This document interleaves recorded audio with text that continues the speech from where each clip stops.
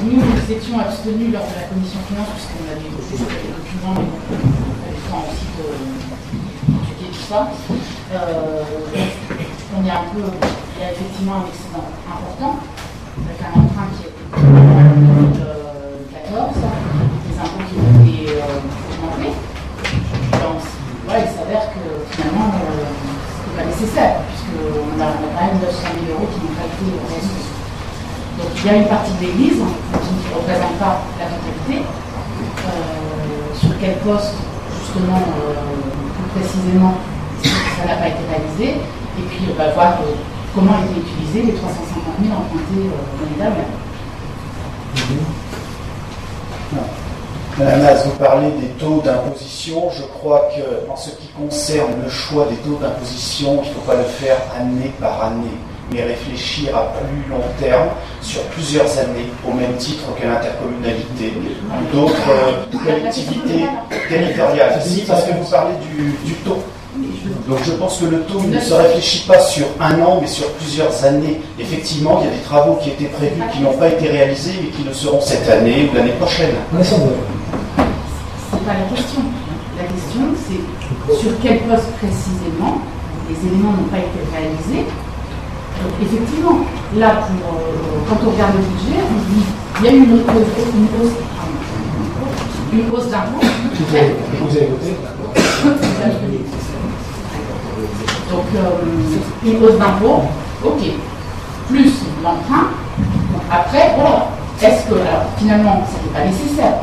Effectivement, on est bien obligé de prendre la décision en début d'année. Ça, je le conçois, il n'y a pas de souci. Sauf que là, on se pose la question quand même. Comment on fait pour avoir un résultat cumulé total d'allement 600 000 Ce qui permet d'avoir déjà un peu de financement positif. Je fais aussi le service de la portée des compléments tout de suite. Il y a sur la partie, j'ai envie de dire, voirie, il y a des retards de voirie, je souligne, n'ont pas été réalisés. Après, il vaut mieux avoir quand même une situation positive, parce que ce n'est pas le cas quand même plusieurs communes. Ce résultat cumulé est quand même plutôt à mettre à notre actif, ce n'est pas les 350 000 euros qui font la différence, mais qui servent, parce que sur les 350 000 euros, s'ils n'ont pas été affectés à une rue en particulier, plusieurs opérations, même de voirie dans la bibliothèque et tout ça, les argents qui sont pas les seuls qui sont dépensés sur l'ensemble de ces chapitres. Alors, en fait, le tout entre la bibliothèque, entre l'église, déjà 500 et quelques minutes. Pour revenir sur le tableau avec le montant, on en est loin.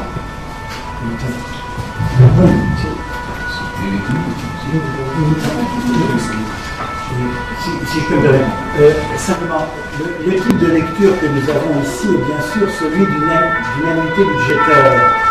En matière d'investissement, il y a des opérations qui ne sont pas dans l'annualité budgétaire. Autant sur le budget de fonctionnement, on peut comprendre que cette annualité budgétaire ait un sens. Autant sur l'investissement, c'est très difficile à gérer, parce qu'il y a des opérations, effectivement, qui vont être à cheval sur plusieurs exercices.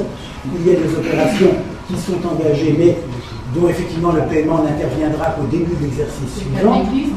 C'est, par exemple, de toute évidence le cas de l'Église, c'est vrai aussi que certaines opérations de voirie, mais en même temps la commune ne peut pas fonctionner en flux tendu, en ne tirant un emprunt qu'au moment précis de la facture. Donc, il y a des opportunités à saisir Et c'est aussi par rapport à cela. Alors, sur le fonctionnement, c'est évidemment très lisse et on peut tout à fait comparer. Sur l'investissement, il y a effectivement des dents ici qui sont dues à des degrés d'avancement des différents chantiers. De toute façon, vous n'êtes pas sans le savoir, Madame Las, puisque sur 9 mois de fonctionnement, vous avez été maire adjointe pendant 6 mois sur notamment le poste qui, normalement, est le principal.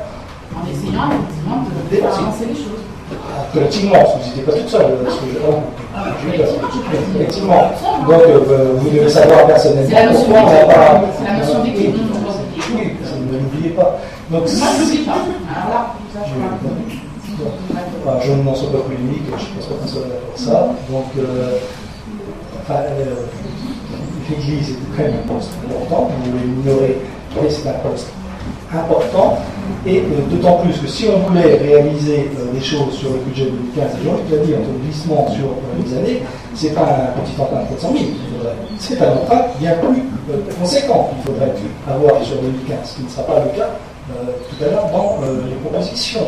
Donc ça permet aussi de lisser, de prévoir, tout en se gardant, et je crois que c'est plutôt bien, une capacité d'autofinancement positive à côté, parce que l'un et l'autre vont de pair. Monsieur Gaspard. Oui, moi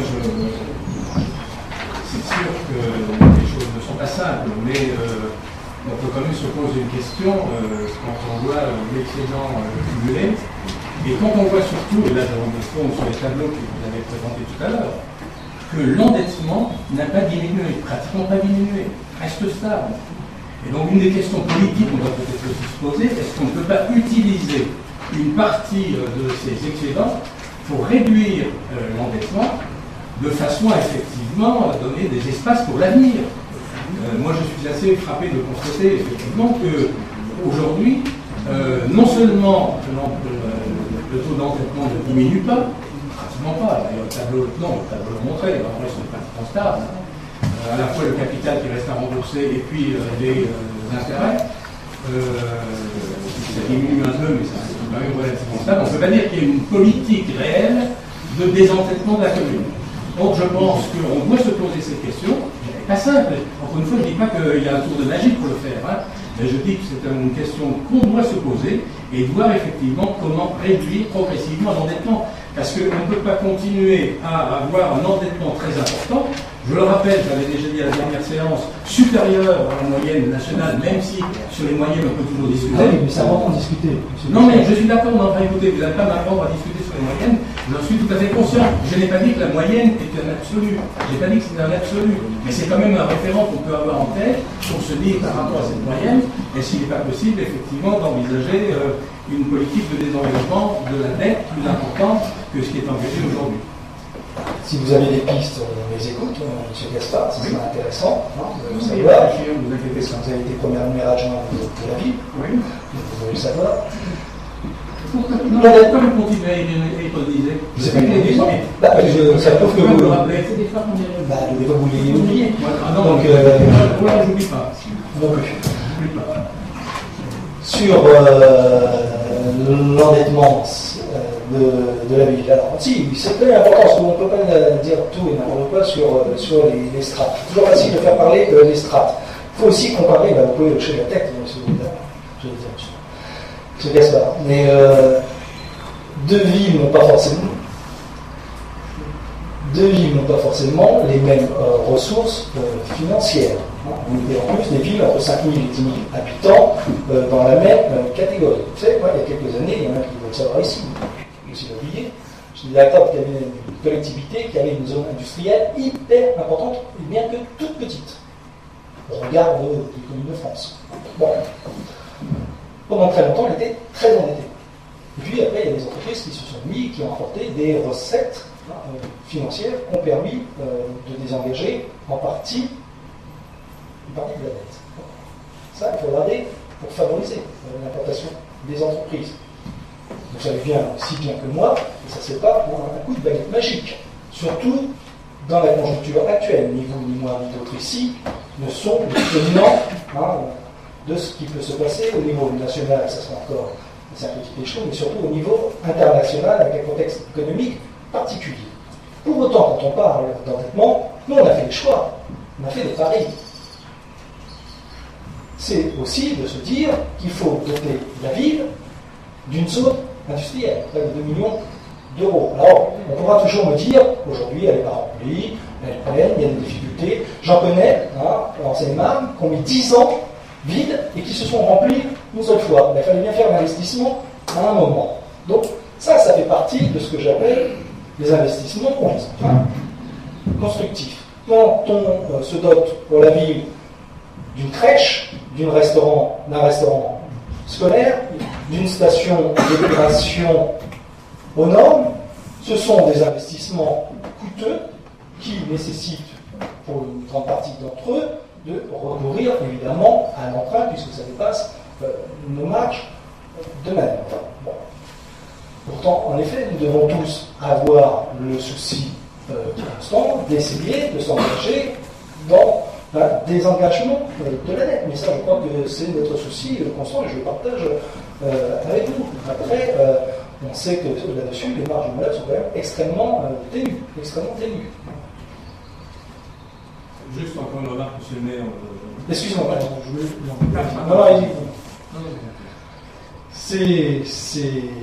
ces équipements, tôt ou tard, je pense à la crèche, je pense au restaurant scolaire, je pense au programme de modernisation de la voirie communale dans le premier mandat, qui étaient des investissements lourds. Nous en avons encore, je dirais, le fruit financier. S'il fallait le faire aujourd'hui, je ne suis pas sûr qu'on serait dans les mêmes capacités pour le faire. Et puis, parler de désendettement de la ville, il faut, même si je ne suis pas adepte, en tout cas, de l'œil dans le viseur, c'est, j'en avais rappelé l'autre fois, on a une autre responsabilité, c'est aussi des dettes que nous héritons depuis plus de 30 ans pour certaines, beaucoup plus de 30 ans. Je vais dire sur le budget, de mémoire, plus de 75 000 euros ont été affectés au déficit des zones industrielles qui ne datent pas de mois d'avant. Plus de 75 000 euros. Pourquoi? Parce que là aussi, il y a des changements de règles comptables qui font qu'à un moment, ces déficits pouvaient continuer de courir, mais qu'aujourd'hui, c'est le budget général de la ville qui doit aller abonder ces budgets annexes. On verra tout à l'heure, 75 000 euros, honnêtement, je préférais le mettre dans la voirie que de le mettre dans le budget des zones annexes. Pour autant, est-ce qu'il faudrait ne pas le faire et reporter sur d'autres générations? Il faut là aussi lisser, c'est ça aussi, j'ai envie de dire, quand on est gestionnaire, c'est de savoir essayer d'utiliser avec notre capacité, sans endetter davantage les concitoyens, tout en répondant aux attentes légitimes de ceux-ci en termes d'équipement. Je pense que l'île naturelle n'a pas à rebouchir en termes d'équipement. Fallait-il ne pas emprunter, ne pas s'engager au niveau de l'église de l'île naturelle? Moi, je le dis. Je n'ai aucun, on va voir dans la vie des retraites, je n'ai aucun regret sur l'effort qui a été le nôtre vis-à-vis de la restauration du patrimoine communal. Patrimoine culturel, religieux certains le diront, mais patrimoine communal. Ce sont des sommes conséquentes. Alors oui, on pourrait les endetter plus vite. Évidemment, tomber dans l'immobilisme, tomber dans la fuite avant, ne rien faire, c'est pas, je pense, pour ça qu'on a été élus. C'est pas ce qu'on attend des élus. Ils sont là aussi pour avoir, c'est pas que de l'audace et du courage, mais réaliser, engager, voir devant, aller de l'avant, vers l'avenir. On ne peut pas non plus, on aurait dû, je veux dire depuis quelques années, dire, allez, on fait rien, et puis, une mandature après, 3 mandatures après, on le laisse, avec un patrimoine qui s'aggrave, avec là la nécessité certainement de recourir davantage à l'emprunt et davantage aggraver la dette de la ville. Non, il y a un moment, quand vous parliez, là-dessus je pouvais vous suivre, de programmation pluriannuelle, c'est ce que nous avons essayé de faire depuis des années. Bien que si vous êtes venu sur ma liste, sur notre liste, c'est que vous aviez conscience des équipements que cette municipalité, depuis des décennies, avait mis en place. Et que d'autres ont mis avant, Roland Rognon, pour ne citer que quelques-uns, d'autres équipements, évidemment. Et ça rentre aussi dans l'endettement de la ville. Ce n'est pas de l'endettement pour se faire plaisir. Je voudrais surtout tordre le cou à ce genre de rumeurs ou de laisser aller au niveau intellectuel. Ce n'est pas de l'endettement pour la cavalerie, c'est de l'endettement pour agir. Monsieur le maire, je souhaiterais que quand on intervient, on prenne les contributions comme un élément de débat et pas pour autre chose. Je vous rappellerai quand même, puisque vous avez rappelé que les premiers adjoints, je vous rappellerai quand même que lorsque nous avons débattu l'année dernière de l'augmentation de 5%, j'étais un de ceux que vous avez soutenu et j'ai été intervenu à ce de premier adjoint pour dire très clairement que de temps en temps, il y a des dépenses qu'il faut faire, assurer l'avenir pour contribuer à faire en sorte qu'on ne prenne pas du retard par rapport à l'avenir. Ne me faites pas un procès, ça n'a pas lieu d'être.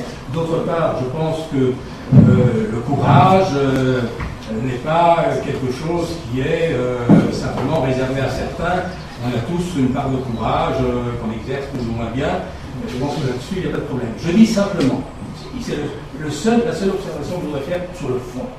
Je dis simplement que nous devons nous interroger à un moment donné sur la possibilité ou non, peut-être ça ne sera pas possible, je n'en sais rien pour le moment, mais qu'on s'interroge vraiment sur une politique de désengagement de la dette, car toute dette est effectivement un poids qui préjuge pour l'avenir, et un poids qu'on laisse aux générations qui vont venir.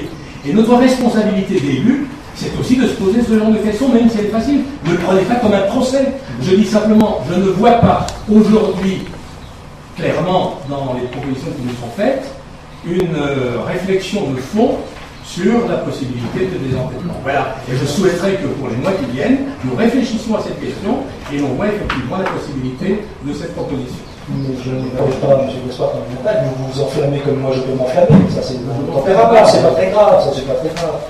Évidemment que sur un compte administratif 2014, vous ne pouvez pas voir les perspectives, évidemment, puisque c'est du réalisé. Je vous le rappelle, c'est du réalisé. Mais faut-il pas poursuivre, désengager pour désengager? Très bien, très bien. Mais à un moment, vous ne pouvez pas, je suis désolé, donc gestionnaire. Je suis aussi un réformiste, je suis aussi... Vous n'êtes pas le seul réformiste.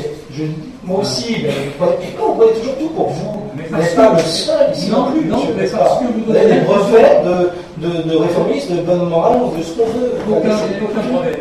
J'ai fait un centre d'apprentissage, j'ai même pas de brevet, vous voyez. Quel est le rapport? Non, mais les mots ont un sens, monsieur le maire. Oui, je pense qu'on peut discuter calmement, sans se donner là des arguments qui... Vous êtes un bon débatteur, je connais votre méthode, elle est très bonne, mais vous n'allez pas me leurrer dessus. Vous êtes un très bon débatteur, vous n'allez pas me leurrer là-dessus. Bon. La modernisation des écoles, voilà des chantiers également importants à poursuivre. On l'a vu tout à l'heure dans le réalisé de 2014. Sur nombre de domaines, j'ai l'impression qu'on n'est pas resté sans rien faire. Et on j'aimerais tellement qu'on fasse souvent plus, oui, je peux confesser également, j'aimerais souvent qu'on fasse plus.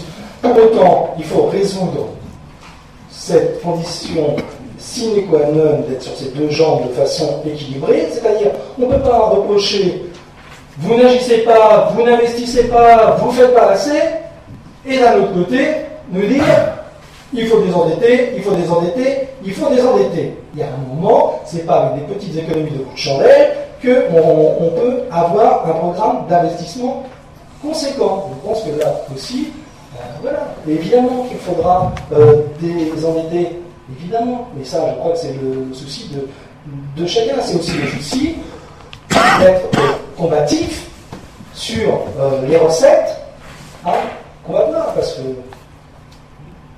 allez, mais pour être vigilant au département pour défendre nos dossiers, pour être sûr que nos subventions sur le collège seront attribuées, pour être sûr que nos subventions sur l'église seront attribuées, pour être sûr que nos subventions sur la modernisation de la voirie communale seront attribuées.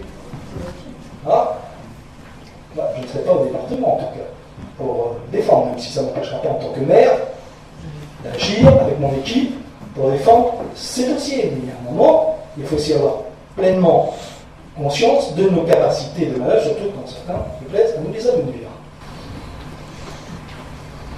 Et puis, juste une petite précision par rapport à l'évolution de la dette. Il faut quand même reconnaître que dans le tableau correspondant, il y a 500 000 euros de moins par rapport à 2012. Voilà. C'est quand même pas négligeable avec les investissements qui ont été réalisés depuis 2 ans, effectivement, dont l'Église fait partie.